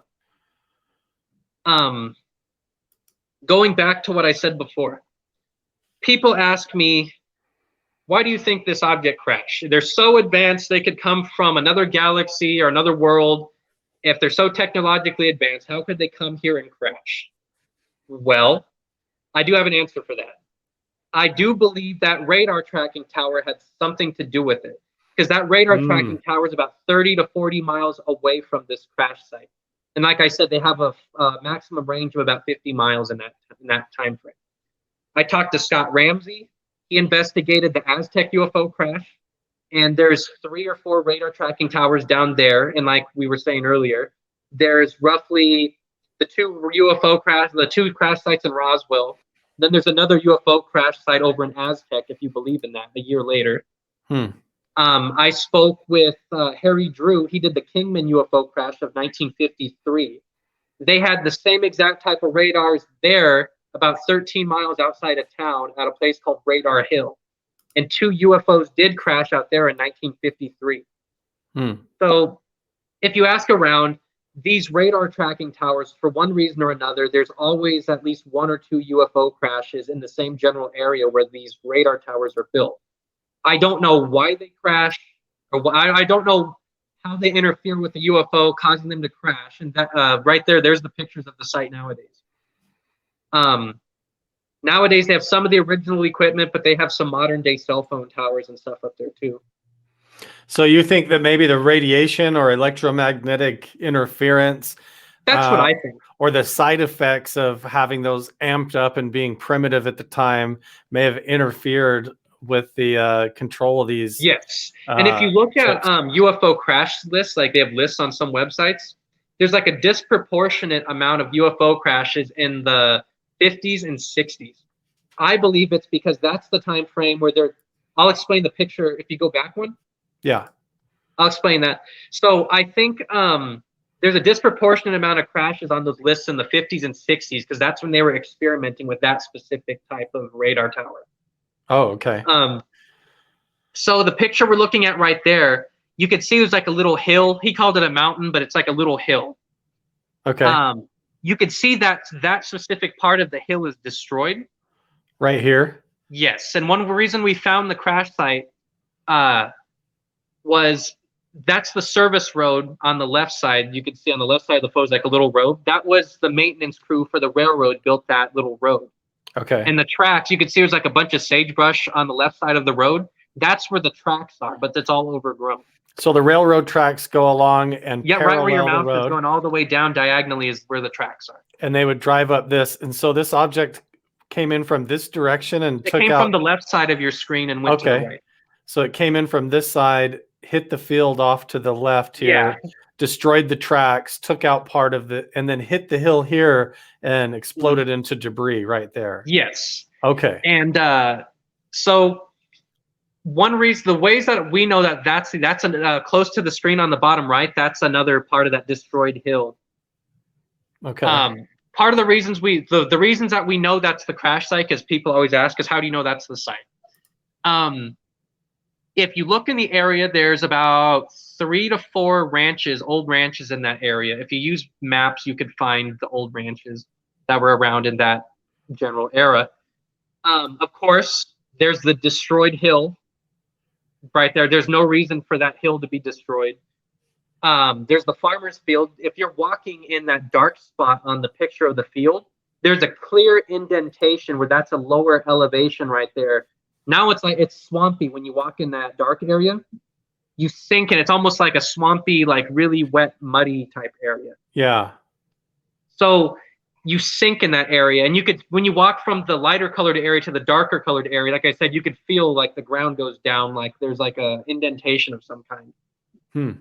And if you go back to the picture of the destroyed hill with the road next to it, that.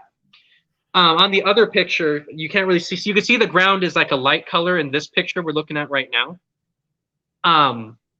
What that hill is off to your right, those are dump sites from the mine, from the smelter. Yeah, keep it on this picture. So when they would smelt the ore into usable product, go back one. Stay on that one for a second. Okay. So when they would make the ore into usable product, they would dump what they would call the waste product off in a specific area outside of town. And what this hill is it's basically the marker saying the railroad owns this land, the mine owns this part of the land. On the left side where the railroad tracks and that service road were, that is owned by the Nevada Northern Railway. And they're a separate entity from the mine. They work together, but they're 2 separate entities. And the mine owns that land on the right. So is this hill, is this part of what they're dumping? Yes. So like after they're done mining, the leftover dirt and sand and rock that they don't want to keep and take to market, they just use as kind of a berm to separate the land. And there's actually like miles and miles of it for like as far as you could see. And then some of the piles are as tall as buildings and some of them are smaller. That's actually a smaller one that's right there. Okay. But so when you're driving out there, so you see the damaged hill, you see the indentation. The ground is a very light colored ground in that other picture we were looking at. But when you get to this specific area we're looking at right now, that gets to be a dark copper colored area. Like there's a lot of iron oxide that suddenly was put there, And or what happened was, or it went under a bunch of heat or temperature change. Yeah. Well, so what I think happened was when the UFO hit, it obviously damaged the hill and it damaged that portion of the ground. So what happened was the military filled in that damaged road using some of the dirt from that berm off to the right side. They filled in the damaged parts of the road. And of course, because it's a copper byproduct, it's going to be copper colored dirt. And for some reason, there's a very long stretch of copper colored sand in that little area. And one of the more intriguing things, I don't think I have pictures of it on the website, but running alongside the tracks, it would be off to the left side of the tracks. There is telegraph poles. You might be able to see them in that picture of the field. Oh, right. I think I saw them in the... Yeah, if you could pull it up, the picture of the field. Let's see, this one here. You could kind of see. You could see a small fence. Anyway, so there's like a telegraph poles between the... And if you go in that specific area, you could see that as far down as you could see in either direction, these telegraph poles go on for as far as you could see. But in that specific area, the 2 or 3 telegraph poles are torn down and damaged. They're laying down. Like right here, we have the telegraph poles. It looks like going. Here's a couple going on the other side, and then where this berm is destroyed, there's no poles. Yeah, there's like the telegraph poles are ripped down in that area. Like whatever the object was ripped through the wires or got caught in the wires and tore them down or whatever. So everything points to that location. Let's see. Sorry, I'm looking at some notes I have right here. You're good. So I got another story from a different individual later on. He was telling me that when he was a little kid, they lived off on a ranch outside of town. And he was telling me that his mom rode out one day and picked up pieces of a flying saucer, a spaceship, he called it. He picked up pieces of a spaceship and saw alien bodies off in the desert one day when he was a kid. And he has no idea I talked to these military guys or I talked to the guys that were on the train. And he was telling me his mom rode out to this crash site, and he says that she picked up pieces of this object and put them in her saddlebags. And he was saying while the woman was looking around, all of a sudden a Nevada Northern Railway train came pulling up. And he says that she got scared when this train came pulling up and they rode away. So wait, this was this the 3 ladies on the horseback that the train? Okay, so you were able to talk to both parts. It's the ladies that were there when the train people pulled up. Oh, okay. Yeah. So they didn't know that I talked to each other. So he told me that supposedly the woman still has the pieces. I've asked to see them and everything, but they get scared, and for whatever reason, I haven't seen it. But he told me the pieces are like a greenish, they're like a light green color. And he says that they're a green color with dark black and like light yellow colored spots on it is what he says. And he says that his mom has a few pieces of it put away somewhere.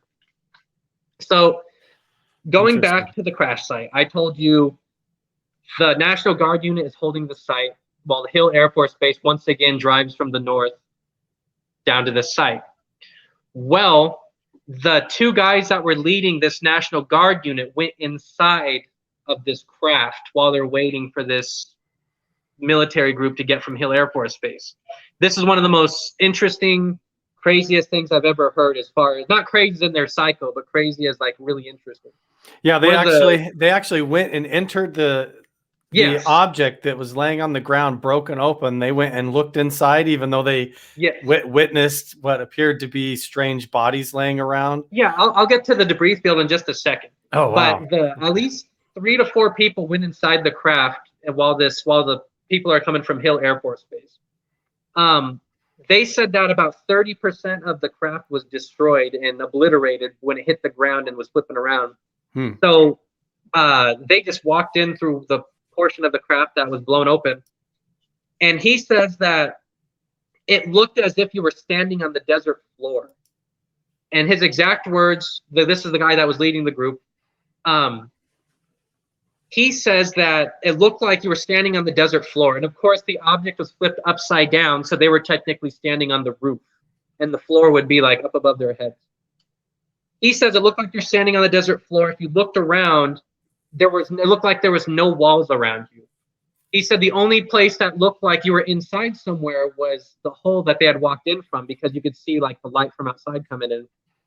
He says it looked like modern day night vision. He said it was like that green and black color, like when you see modern day night vision. And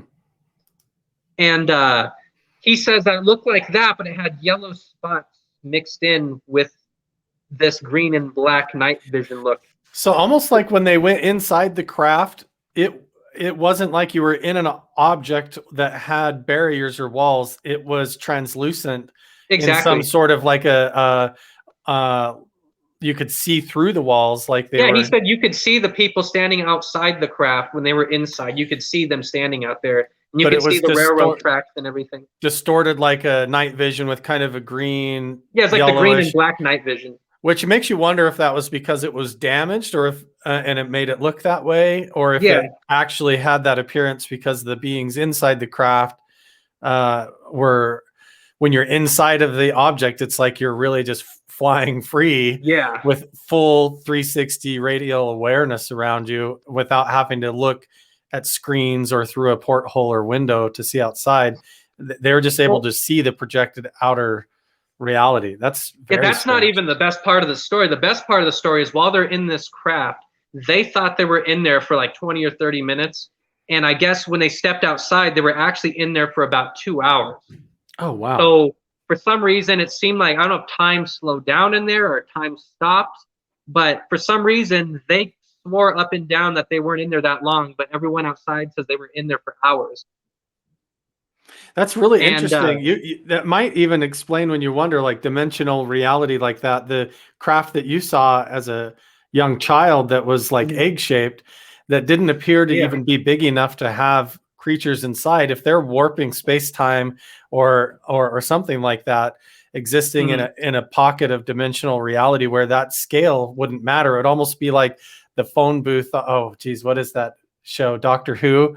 Like it looks like a phone booth, but when you open the door and step inside, you're actually inside an entire ship and inside an entire room, because the dimensional reality is shifted inside sort of an energy field. So they don't know exactly what time this UFO crashed. I know the people on the train arrived at almost noon on the dot because they're on a time schedule. So the conductor said on the conductor log it was noon when they were passing that specific point. So it must have crashed sometime earlier that morning. So it was only a few hours before. When the individuals arrived from Hill Air Force Base in the convoy, they ended up dismissing the National Guard and they went back to wherever they came from. But I guess that the guard unit is actually, the official building is in Ely, but they didn't go back to the building in Ely. All the guardsmen and all of the people that were brought off the train were brought to the Ely Police Department, and they were questioned and debriefed there before they were all allowed to go home. But they didn't keep them overnight. They just talked to them, which is kind of weird. It's kind of like they would quickly talk to them. It wasn't really like an interrogation, like what they did to Mac Brazel at Roswell, where it was like a weeks or months they were interrogated. It wasn't like that kind of deal. When the guys from Hill Air Force Base got there, the wrecking crane was already on site, and it was waiting for them to get there, because the wrecking crane had to pick this object up and put it on the back of a flatbed truck. So this object was a lot bigger. It was a lot bigger than the one from the 1950s. But in the actual pictures that you're looking at right now, there's a picture of the staging area. We found the area where the military was staging their operations, because it's really narrow driving up there. If you were going to be driving in a convoy, it should be the second row towards the top. Like here? Yeah, that's the area the military used to stage their operations. They had tents and trucks and things sitting there, because that road was so narrow up ahead, you can only drive one car at a time up that road. Right. So the people that weren't driving up the road, they would have parked there, and they would have had like their tents and everything up there. And you could see that little berm. That's the mining company dumped their sand up there again. Interesting. Yeah, so they were saying, I know of at least 5 alien bodies that were at the crash site. They were saying that I know there was one that they said had an arm torn off. There was one that was cut in half. There was 2 that looked like they were burned badly, but they were intact. There was one that was found fairly far away from the other ones, as if it had been alive and died later on. But I guess there was at least 5 of them. And I remembered one of the guys was telling me that when they pulled up that some of the guys were trembling because they were so scared of seeing these creatures. They had no idea what they were. Some of them had been aware of the Roswell story, but this is the 1960s, so occasionally you'd hear bits and pieces of that. But I guess they were saying some guys were trembling, some guys were shaking, other guys were afraid to touch them because they were thinking that they would get sick, which is a legitimate thing to be afraid of. And I guess they really wasn't any kind of protocol. They just kind of gave them some gloves and some body bags and said, have at it, really. There wasn't really, like, as far as I heard, there wasn't a whole lot of preparation involved. How did they describe what these creatures tended to look like? Did they? Yeah, it was typical grays. They said they were small and they were like a tannish looking color with the big eyes. They were saying they weren't wearing any kind of clothes, though, that I heard. They said that it looked like they were naked or whatever, but they didn't see any kind of like genitalia, if they're like a man or a woman. But they did say that there was at least 5 of them that I know of. But this strange object, unlike the other object from the 50s, this one crashed fairly close to a place called Yelland Field. Yelland Field was a training base used for World War II in that area to train bombing crews. And it was also used to train anti-aircraft crews during World War II. And so the convoy basically brought it from the crash site to Yelland Field, and then the waiting military airplanes just flew it to Hill Air Force Base. And then for some reason, I don't know why, it went from Hill Air Force Base to Douglas Air Force Base. Probably because that's what they'd done before, and so they just followed the routine. The first one was brought to Wright-Patterson. This one went to Douglas. Right. I don't know why exactly, but interesting. I talked to a lot more people that flew the planes and things for the first crash. The second one, I've only talked to a handful of people that dealt with the bodies once they were put on the backs of the trucks. But the crash site at the 1960s crash looks like it's basically untouched nowadays from back then. I still think if you went out there with a good metal detector, you'll probably find something out there, because like I said, the telegraph poles are torn down. They're literally laying on the ground where they fell. The train tracks, they've been repaired, but when you're sitting there up close, you could see where the repairs were done. It looks like it wasn't, but again, that mountain or that hill was destroyed, and it looks like they didn't even repair the hill at all. Well, we should go out there. I have a really, really good professional metal detector, and that would be, and we could take some big magnet systems and roll them across the ground and see what kind of metal we pick up. And if it was flipping end over end, and when it hit that small little hill, I think, in my opinion, pieces would have went flying far past that hill. And because of all the sagebrush and things in the area, look at that picture, there's no way they would have got all the pieces of it. It would be stuck in the bushes. And if it was going as fast as it sounds like it was going, it would have went really far. Yeah, I mean, even when you think about like when you drop your car keys and stuff, even in your bedroom, you're like, how did it get clear under the bed and back under the dresser? And when these things are coming in at a high rate of speed and exploding and flipping end over end, there could be anything laying out there within quarter-mile radius around that whole area that flew off, especially if you could kind of line out the path of where it came in and hit. I did actually, the thing is, you look at the farmer's field, you look at the tracks and all that. When you're there in person, the whole area is surrounded by tall mountains. Right. Like Ely is basically built up against the side of a mountain. And as you go out, it turns into kind of like flatlands, like we're seeing right here. One of the only areas that has what they call a saddle, which is a low point in the mountains, lines up perfectly with this crash site. So if you were in an aircraft and you were coming in for an emergency landing, You could kind of see it off there. If you're coming in for an emergency landing, you would have to go through that saddle. Otherwise, you would run into the mountains. So I'm pretty sure it went through that saddle, then it hit the farmer's field, and then kept going. Trying to make a landing, and then they hit the berm and the railroad tracks and came in out of control. Yeah. So, something I forgot to mention. This happened in the summer of 1964. So there was no snow on the ground or anything. Okay. That's really interesting. So you were actually, did you get to see any of this debris, or the debris from the first one, I've seen like the slag that was on the ground. The second one, I haven't seen it, but I've heard 3 or 4 people say that they've seen it and they described it to me, and I know at least one person still has some somewhere out there. But I think they don't want to tell me because they're afraid that it's going to get out and they're going to get it taken away from them or something. Yeah, they don't want their name mentioned and people come looking for it and harassing them and things like that, and let it be what it is. Yeah. If you bring a Geiger counter out to the crash site of the 1964 incident, you do get high radiation levels when you get to where that hill is, that destroyed hill. But you don't get it towards the railroad tracks, and you don't get it down where that indentation is. But where the craft was actually sitting on the ground, it goes up, I believe, 17 ticks or 17 points, whatever you want to call it. Even still now, huh? When you go out there, it has a weird anomalous radiation reading to the area. Yes, so it's like, because the Geiger counter that I have, it's not like a super expensive one or anything. I think it was like 150 or something. So it's like kind of like a middle ground one. It's, what do they call it? Milligauss, I believe. Or I just call it ticks because I don't know the exact measurement on there, but it goes up 17 points when you go from one area to the other.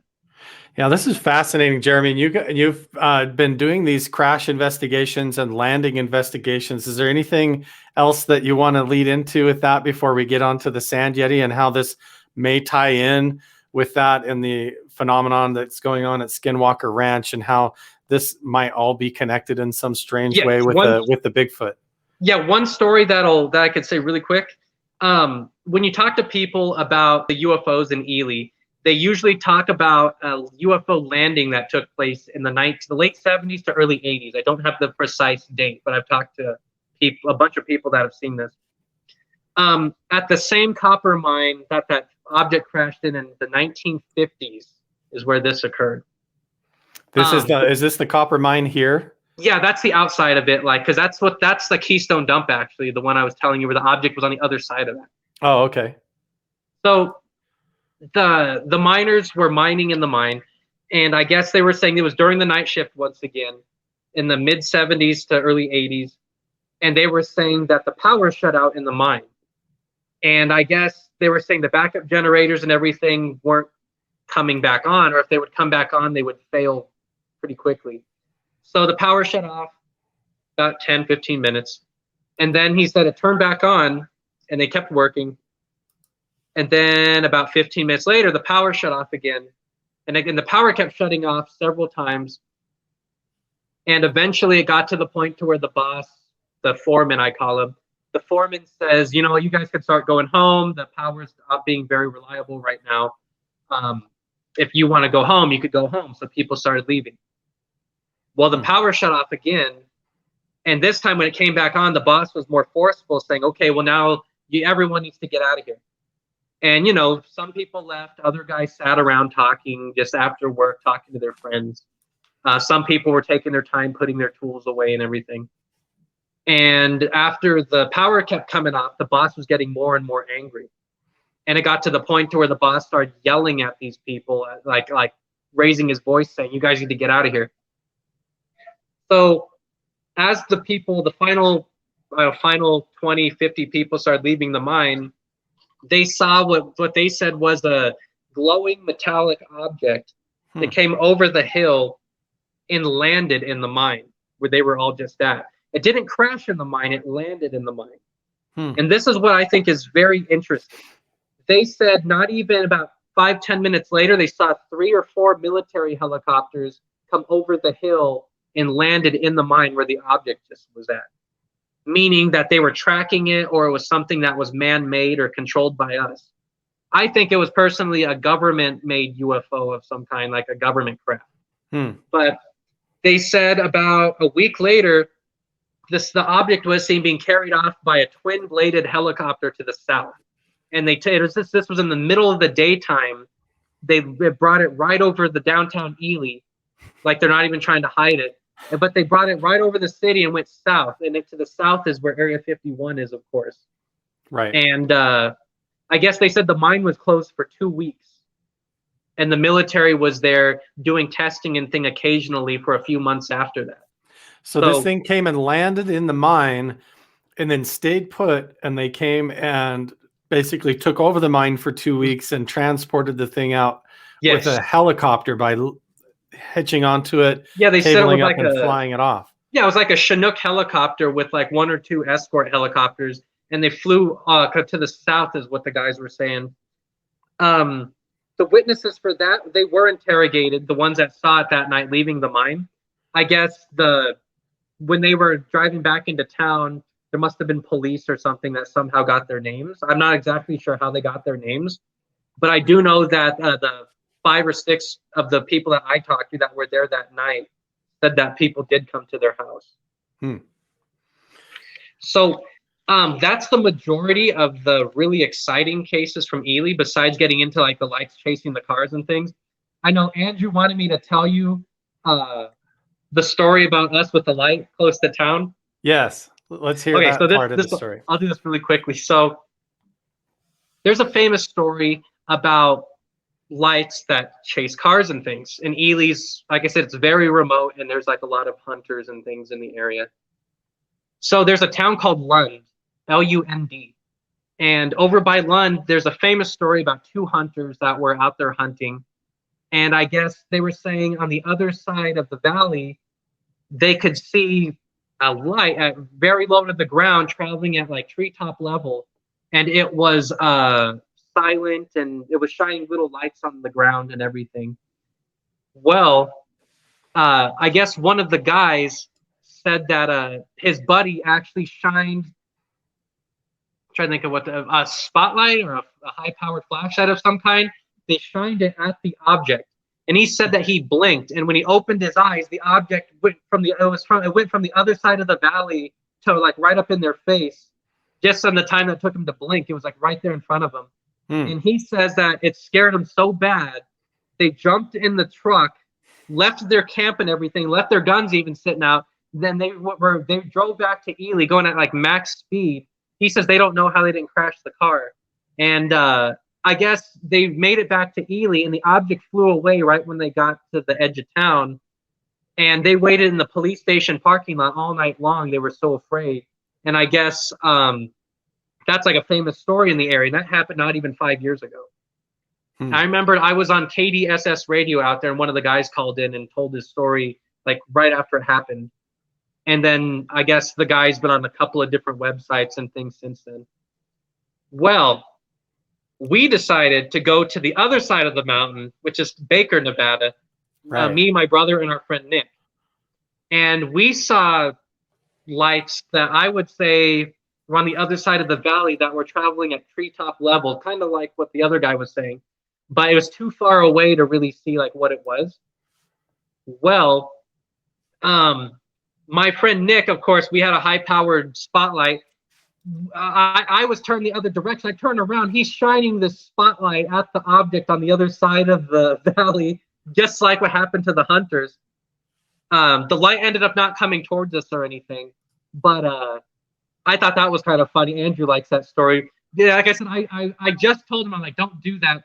We heard what happened. We were just talking about that story like earlier that night. And then I turn around, and then my brother and my friend Nick are doing the same exact thing. So just so everybody's aware, Baker, Nevada's right over here on screen. And then you've got Ely right here next to Ruth. And Area 51 is all down in this whole area, all over the place. I can probably Dugway's very close to Ely to the east, too. Yes.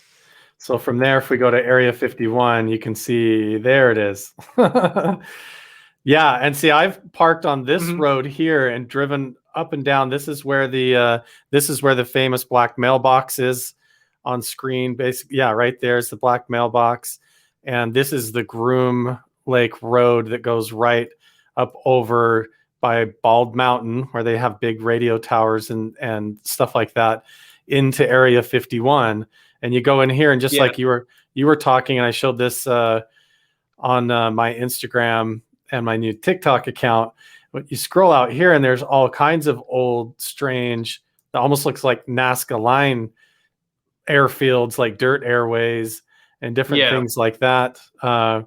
You've got Indian Springs and strange stuff. This is where they claim Papoose Lake. This is where they talk about a lot of the time, like underground underneath this mountain here is supposedly installations where if they're going to fly test aircraft or reverse engineered craft, that they actually fly them over Papoose Lake and through this saddle of the mountains here. And sometimes up and over into this valley in this region. Oh, it looks like I lost you there, but I'm going to keep going and showing this region of Area 51 and try and join us back here when you get a second there, Jeremy. But they come out of Papoose Lake right here, fly through this saddle of the mountains, and sometimes they go up higher in altitude so that if you're parked in this region here or up in the mountains here, you can get a view all the way down this entire valley. I'll bring you right back here, Jeremy.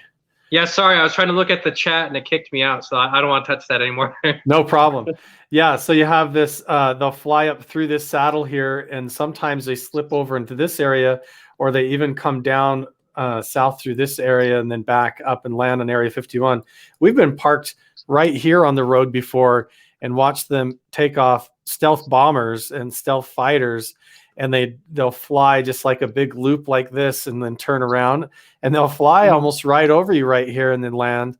And if you go up north to Ruth, let's see, or Rachel, actually, the road comes up here. If you park up in here in this area, this is where the little alien is. You can go down these little dirt roads and sit right here, and you can hear them breaking the sound barrier and flying overhead, even though you don't see anything. It's just constant like explosions in the sky. And we parked right here on the road and saw a strange ball of light basically fly over Bald Mountain and over the mountains from west to east towards Crystal Springs. That was blinking on and off like a large strobe light, but irregularly, sometimes really bright, like a welding light where you can't even look at it, and then sometimes really dim, but lots of weird stuff flying around. So you guys were up by, and if you go across this whole area all the way up here, you get up to the Salt Flats, and here's Salt Lake City over here, and Ely, Nevada, Ruth, and Baker, and you've got a bunch of other military installations and Air Force installations, basically from Area 51, like we've been talking about, all the way up through this whole area of Nevada, and probably underground, a lot of different strange stuff. Oh yeah.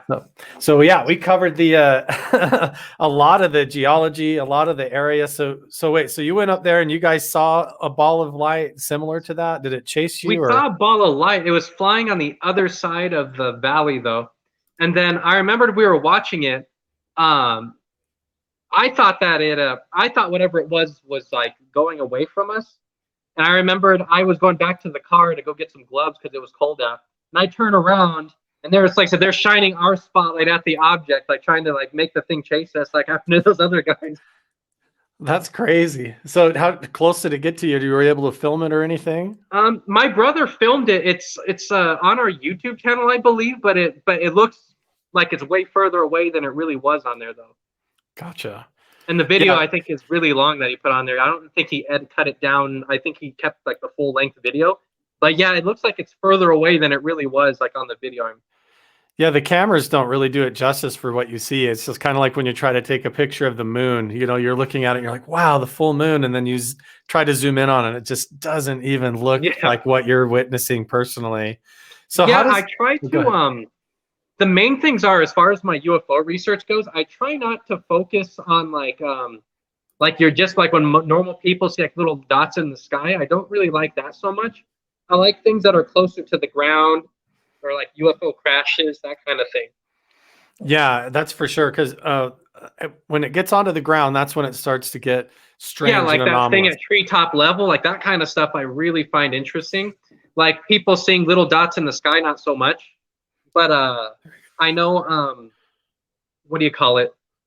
Like if you go on my blog, a lot of the things that I write about as far as UFOs go, they're usually either crash cases or Men in Black or stuff like that. Usually, So did they're the not so much. on the ground research of this UFO stuff, did that kind of lead into your investigations of the Sand Yeti, is what you guys call it? Or it's like basically the Bigfoot of the desert, or like a hominid type of creature Well, with the Sand Yeti evidence actually there? goes back to Mount Potosi again, the Boy Scout camp. It Oh, goes okay. back to back then. Over on the radio, the 107.5 radio down here in Vegas one day, I remembered I was in college, and they actually talked about there was a family that was over by Lake Mead somewhere, like boating, and they said that they saw this creature that they said it was like a basically what you think like a description of a Bigfoot, and they said that it was basically walking along the river trying to get away from them, like they had startled it. And then there were several people that started calling into this radio show reporting sightings down by Lake Mojave and the Colorado River, saying that they had seen the creature down there at some point in the early 2000s. Well, we on our website, we put out a thing saying if anyone's seen the Sand Yeti to go let us know about it. And I called into the radio show, and I was actually on the air, and I was talking about this Sand Yeti thing. Because at that point in time, we really didn't know nothing about it. Well, we started getting calls from Blue Diamond, Nevada. People were saying that the creature was coming up there, and that it was, one lady said it was like eating her plants. Another lady said that she has had food sitting out for a barbecue, and it grabbed her food and took off. Other people were saying it was looking in their windows. This is all in Blue Diamond. And Blue Diamond, Nevada is close to Mount Potosi. It's in that general area where it turns from desert-like to what looks like a pocket of forest. Yeah. And so you've got Las Vegas and Henderson right here, and Blue Diamond is literally that close. Yeah, Blue Diamond's over in Red Rock Canyon. Gotcha. And so this is a large mountain range, though, all the way up through here. And there's Indian Springs and Area 51 right here. So you've got this whole weird anomalous region. So you've had reports of the Sand Yeti coming in, maybe following Bonnie Springs down into Blue Diamond in this area. The Sand Yeti, I know lots of people in the early 2000s reported it over by Lake Mead, like on the Colorado River. Lots of people reported it over in that mountain range over by Blue Diamond. But a lot of the stories come actually from the Mount Charleston, the backside of Mount Charleston, and a lot of them come from the Caliente, Ely area.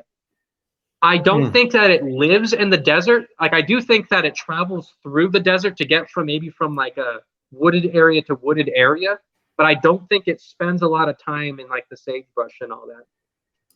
Because most of the sightings you hear are actually in the wooded areas. And of course, the wooded areas in northern Arizona and over in most of Nevada, they're not like Northern California. They're wooded, but they're not like that thick of trees like you would see up there. Interesting. The earliest report I know comes from 1982 or 1984, and there was a guy that worked over at the Nevada test site, and he was over by Mercury, Nevada. And he says that he was on his way to work driving from the US 95. He got off the freeway, and he said that he saw what he considered a Bigfoot cross the road and was walking from mountain to mountain, I guess. Like, it was down in, like I said, it was traveling from one mountain to the other. And he actually reported it to a newspaper, and that's the original sighting that I know of as far as the Sand Yeti goes. There are stories that go back to the 1800s, going from the far northeastern Nevada and over by Lake Tahoe. But I wouldn't consider that the Sand Yeti. I would just consider that like a Bigfoot.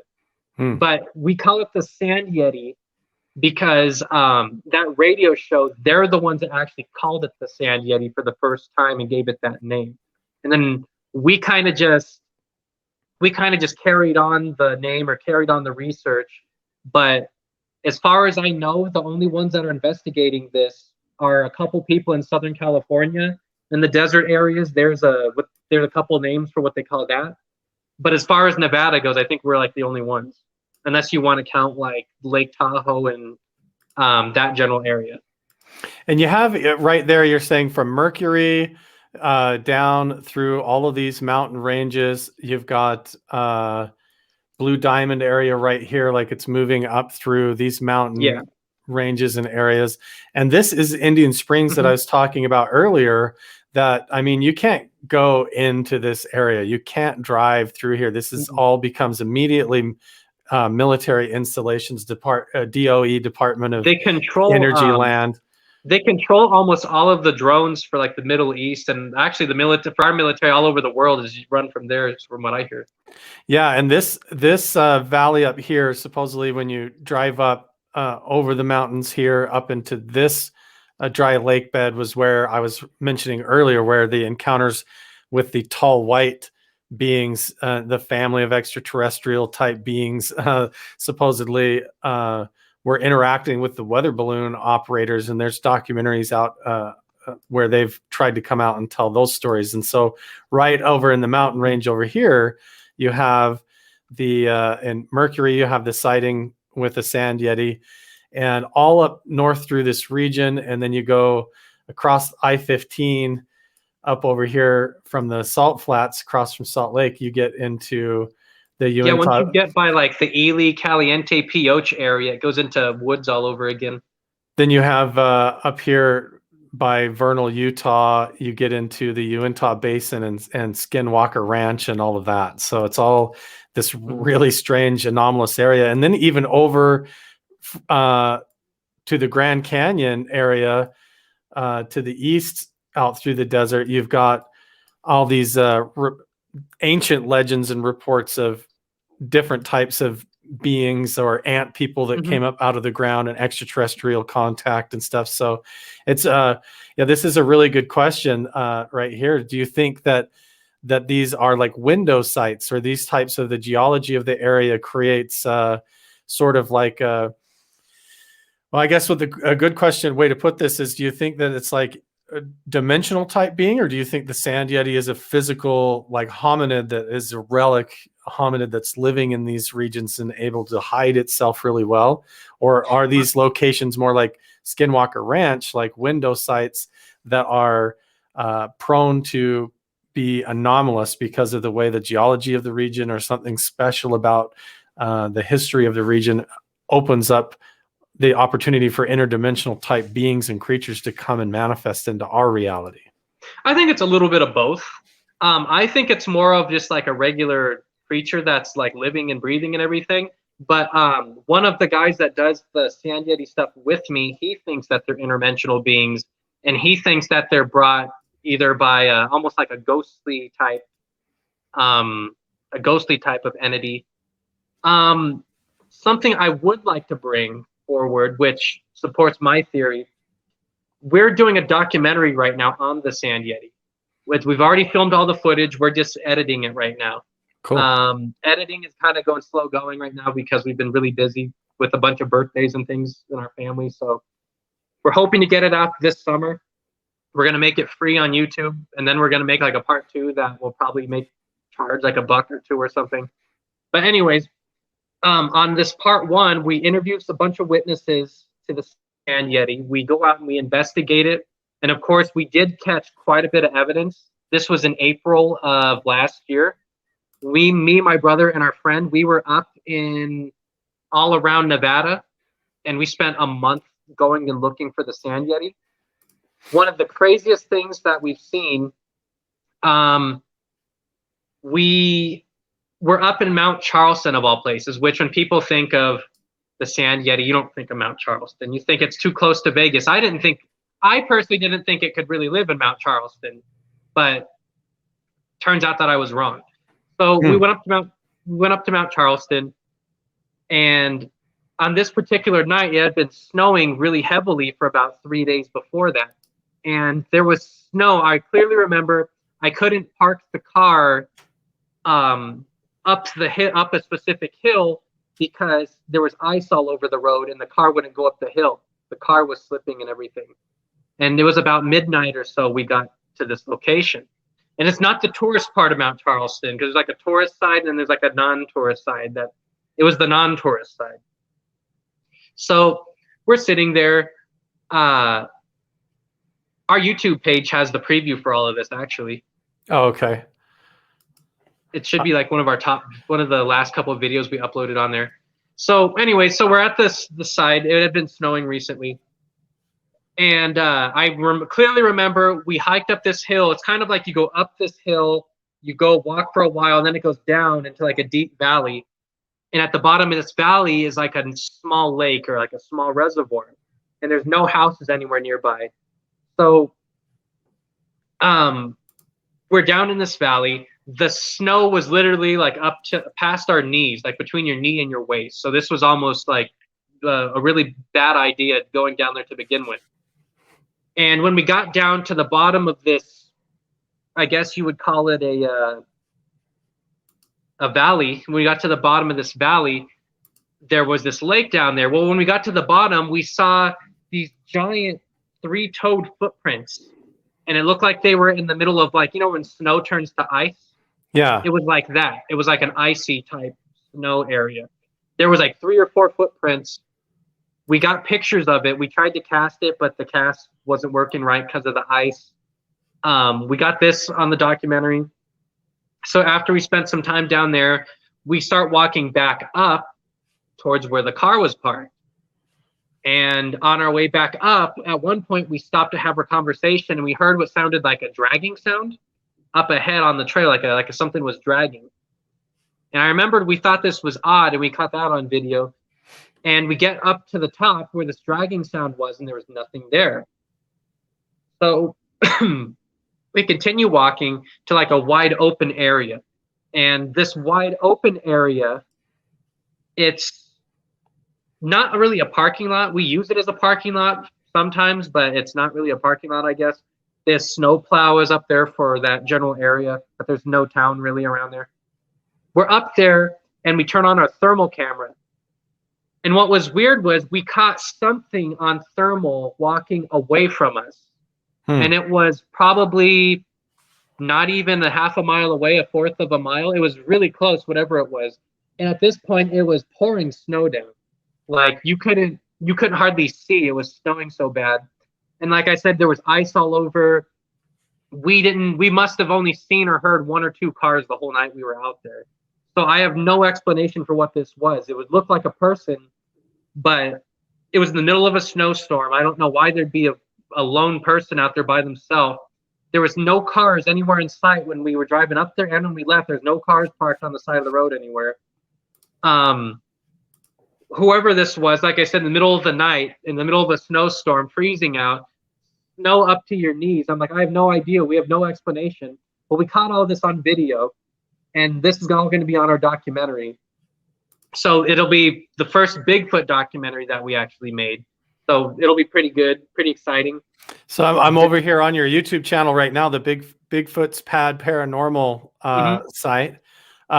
Is this the documentary preview here? Yep, Yep, it should be that one. It should be like a minute and a half. Or I'm not sure if we'll be able to hear it or not. Can you hear that? I don't hear anything on my side. I can hear it in my headphones, but you guys might not. If you go to the very end, you could see the thermal footage. We show a little clip of it because we caught the thermal footage on 2 different cameras, but my brother shows the worst of the 2 cameras to try and give like that's my brother doing something. It's like the very end of the trailer.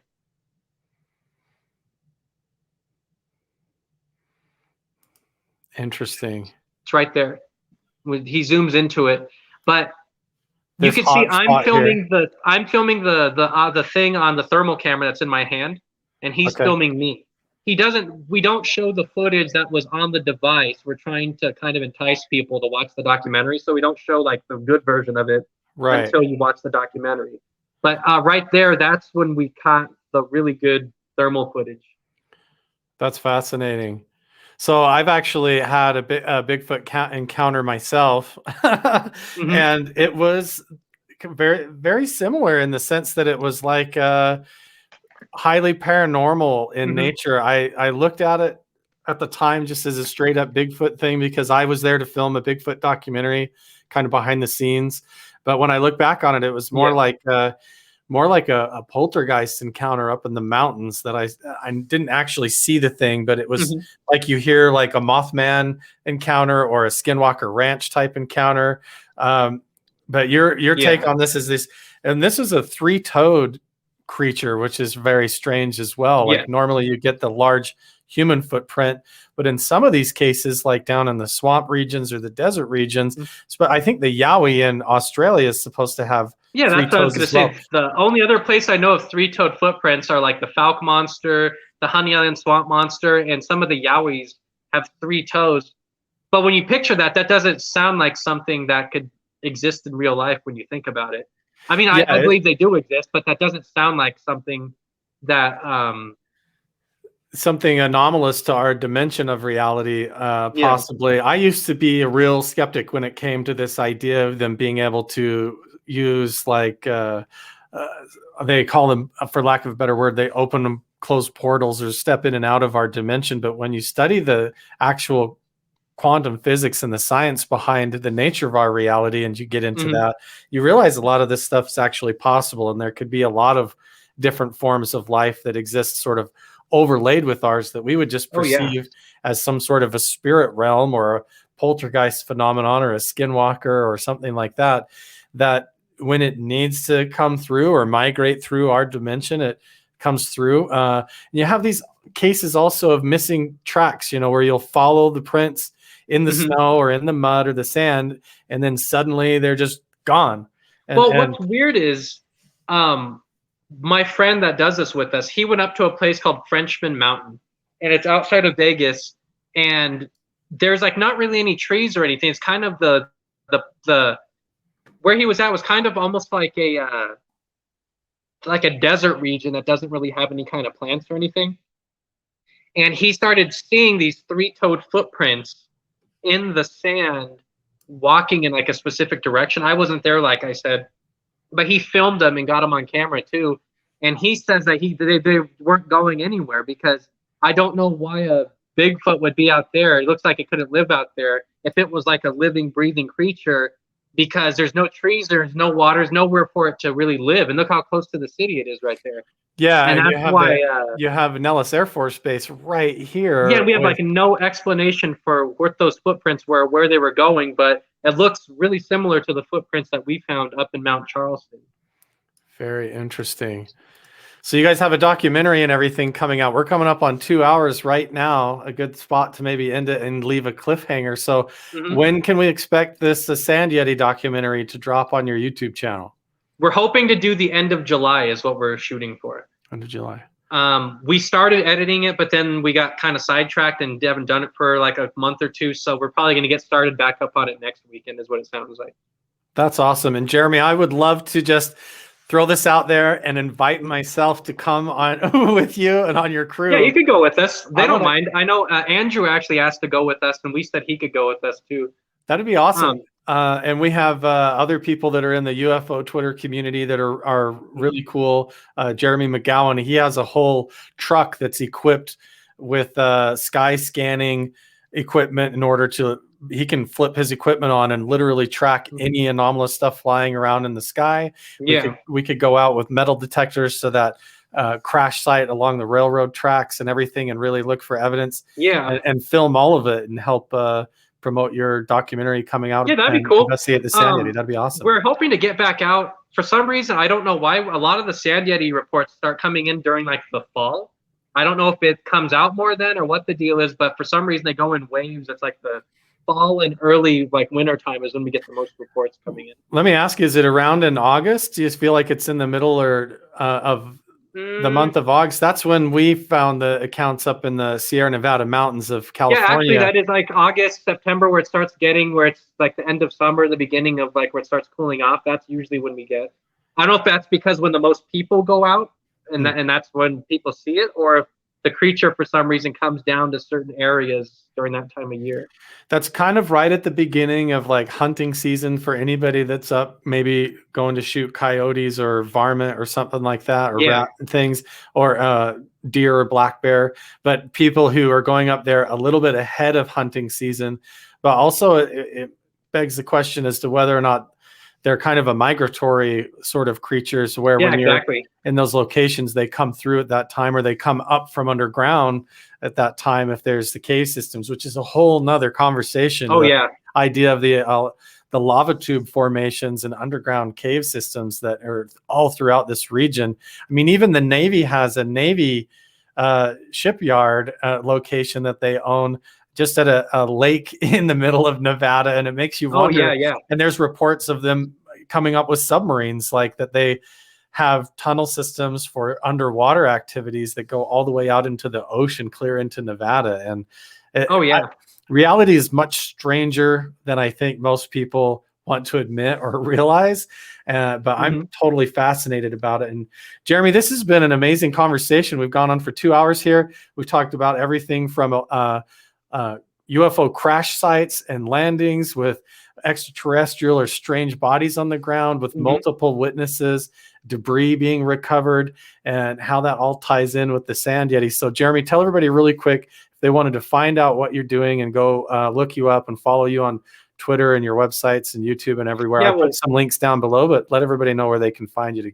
There's two main ways that you could contact me. The first one is bigfootspad.com. That's our paranormal group's name. It's Bigfoot with then an S and PAD.com. Yep, right there, bigfootspad.com. And if you're looking to submit some kind of a UFO story, then you could contact me on my private website, which is ElyUFOCrash.com. So right here on if you've had some kind of an encounter or report, you can go here to the contact form and reach out to Jeremy and his team. They've also got an Instagram over here, the BFP team. Go check them out. And they've got their YouTube channel right here, Bigfoot Pad Paranormal. And the link should be all down in the description box down below. Jeremy, it was a great pleasure to talk to you. Hopefully I can get you back on the show and we can dig into this and go out and capture some amazing evidence, and I'll bring my metal detecting equipment and everything. I'll let you know. I'll let you know when the documentaries are done or when it's about done. And then next time we head back up to Ely, I'll let you know. That sounds awesome. And everybody over in the chat, thank you so much for hanging out here and coming and leaving your comments. This was really awesome. Everybody's saying that it's crazy, that they love the show. They would love to see the documentary and looking forward to it. And fantastic show. So we're going to look forward to that. Look forward to your documentary.